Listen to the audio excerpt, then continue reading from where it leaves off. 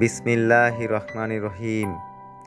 মহান আল্লাহ পবিত্র কোরআনে ইরশাদ করেন, কাজেই তোমাদের মধ্যে যে লোক এ মাসটি পাবে সে যেন এ মাসের রোজা রাখে।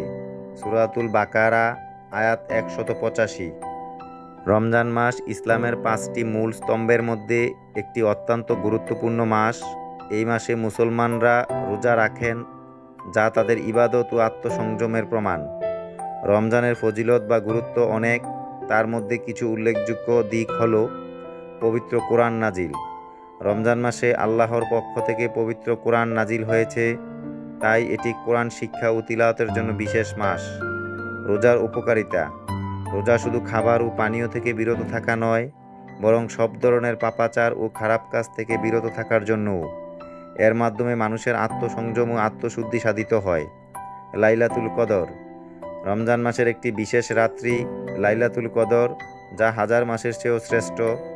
এই রাতে আল্লাহর রহমত, মাগফিরাত ও মুক্তির বিশেষ সুযোগ রয়েছে। মুসলমানদের জন্য বকশিশ ও মাফ: রমজান মাসে আল্লাহ তার বান্দাদের জন্য বিশেষভাবে মাফ করার সুযোগ প্রদান করেন এবং যারা সৎভাবে রোজা পালন করে তাদের দোয়া কবুল হয়।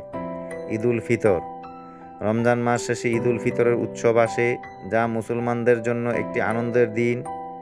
এই দিনটি ত্যাগ ও আত্মসংযমের ফলস্বরূপ পুরস্কৃত হওয়ার দিন।